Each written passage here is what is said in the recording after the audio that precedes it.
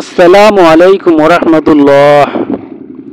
পবিত্র কোরআনের ৮৫তম সূরা সূরা বুরুজের প্রথম ১০ আয়াতে আসহাবুল উখদুদের ঘটনার সংক্ষিপ্ত বর্ণনা এসেছে। প্রথম ৩ আয়াতে আল্লাহ ৪টি বস্তুর নামে শপথ করে চতুর্থ আয়াত থেকে মূল কাহিনীতে প্রবেশ করেছেন।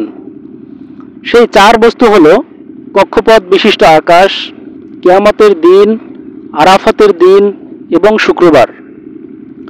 প্রসিদ্ধ বর্ণনা মতে বর্তমান সৌদি আরবের দক্ষিণ পশ্চিমাঞ্চলে অবস্থিত ইয়েমেন সীমান্তবর্তী শহর নাজরানেই এই ঘটনা ঘটেছিল।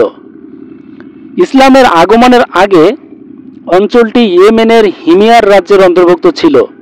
আরব রূপকথা অনুযায়ী জু নওয়াস ওরফে ইউসুফ ইবনে সারাহবিল নামের এক ইহুদি শাসকই আলোচ্য ঘটনাটি ঘটিয়েছিলেন। সাহাবী সুহাইব রুমি রাদিয়াল্লাহু আনহু রাসূল সাল্লাল্লাহু আলাইহি ওয়াসাল্লাম থেকে বর্ণনা করেন, আগের কোনো এক সময়ের কথা, এক বাদশার একজন জাদুকর ও গণক ছিলেন। এক সময় তিনি বুড়ো হয়ে গেলেন এবং বাদশাকে বললেন, আমাকে একজন বুদ্ধিমান বালক এনে দেন, আমি তাকে এই বিদ্যা শেখাবো। বাদশাহ এক বুদ্ধিমান বালককে গণকের হাতে সোপত করলেন।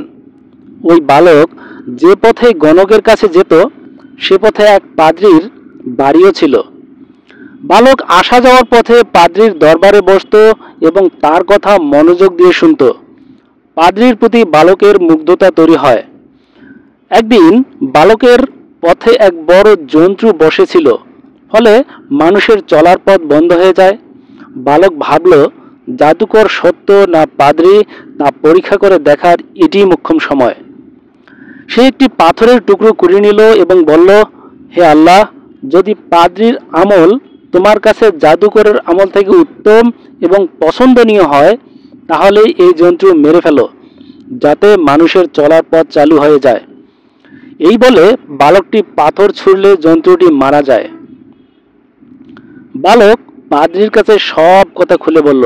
পাদ্রী বললেন, বাবা, এবার তুমি জ্ঞানের পূর্ণতায় পৌঁছে গেছো।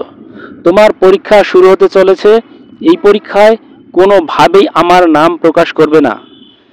সেই বালককে আল্লাহ অলৌকিক ক্ষমতা দিলেন। সে অন্ধ, ধবল রোগীসহ অনেক রোগীদের জন্য দোয়া করতে লাগলো এবং তারা সুস্থ হয়ে উঠতে লাগলো। তবে কেবল তারাই এই দোয়া পেত যারা খ্রিস্ট ধর্মের, সেকালের সত্য ধর্ম, এই খ্রিস্ট ধর্মের প্রতি যারা ঈমান আনত। একদিন বাদশাহর এক অন্ধ ঘনিষ্ঠজনের চোখও তার দোয়ায় ভালো হয়ে যায়। এই অলৌকিক ক্ষমতার খবর ইহুদি বাদশাহর কানে গেলে বাদশাহ বিচলিত হয়ে পড়েন। বালকের ধর্মে ঈমান আনা কিছু লোককে বাদশাহর আদেশে হত্যা করা হলো। বালককে হত্যা করার জন্য কয়েকজন লোককে ডেকে বললেন, এই বালককে উঁচু পাহাড়ের উপর নিয়ে গিয়ে নিচে ফেলে দাও। বালক আল্লাহর কাছে দোয়া করলে পাহাড় কাঁপতে লাগলো, ফলে সে ছাড়া সবাই পাহাড় থেকে পড়ে মারা গেল। এবার বাদশাহ তাকে অন্য একদল লোকের হাতে তুলে দিয়ে বললেন, একে একটি নৌকায় চড়িয়ে সমুদ্রের মাঝে নিয়ে ফেলে দাও। সেখানেও বালকের দোয়ায় নৌকা উল্টে গেল, ফলে সকলে পানিতে ডুবে মারা গেল, তবে বালকটি বেঁচে গেল।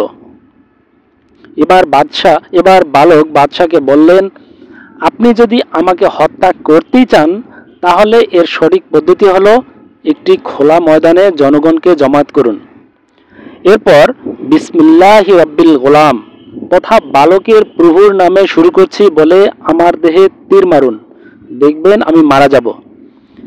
বাদশাহ তাই করলেন, বালকও মারা গেল।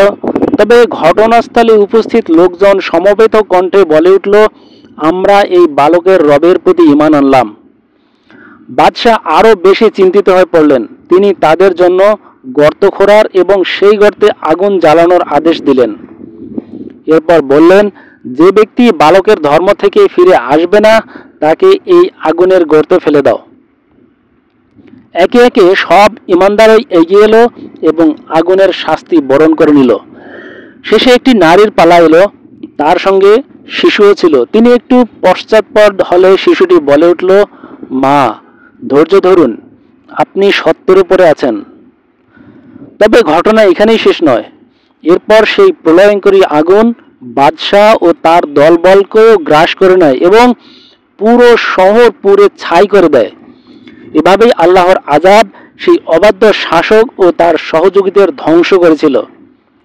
তবে আগুনে মুমিনদের কোনো কষ্ট হয়নি, কারণ হিসেবে রবি ইবনে আনাস রহমতুল্লাহ আলাইহি বলেন, মুমিনদের আগুনে ফেলে দেওয়ার পর আগুন তাদের গায়ে লাগার আগেই আল্লাহ তাআলা তাদের জান কবজ করে নিয়েছিলেন। এভাবেই তিনি মুমিনদের দহন যন্ত্রণা থেকে রক্ষা করেন। ফলে তাদের মৃতদেহই কেবল আগুনে পুড়েছিল। এরপর আগুন আরো বেশি জ্বলে ওঠে এবং তার লেলিহান শিখা পুরো শহরে ছড়িয়ে পড়ে। ফলে যারা ইমানদারদের আগুনে দগ্ধ হওয়ার তামাশা দেখছিল, তারাও সেই আগুনে পুড়ে ভস্ম হয়ে যায়। এই ঘটনার প্রতি ইঙ্গিত করেই পবিত্র কোরআনে আল্লাহ তাআলা বলেছেন, ধ্বংস হয়েছে আসহাবুল উখদুদ তথা গর্তওয়ালারা, বাদশাহ ও তার সাঙ্গপাঙ্গরা, যে গর্তে দাউ দাউ করে জ্বলে ওঠা আগুন ছিল। যখন তারা গর্তের পাশে বসেছিল এবং মুমিনদের সঙ্গে যা ঘটছিল তা দেখছিল, তারা তাদের শাস্তি দিয়েছিল শুধু এই কারণে যে তারা প্রশংসিত পরাক্রান্ত আল্লাহর প্রতি বিশ্বাস স্থাপন করেছিল। আসমান জমিনের রাজত্ব যার, সেই আল্লাহ সবকিছুর সাক্ষী। যারা মুমিন পুরুষ ও নারীকে পুড়িয়ে মেরেছে বা জুলুম করেছে এরপর তওবা করেনি, তাদের জন্য রয়েছে জাহান্নামের শাস্তি আর আছে দহন যন্ত্রণা।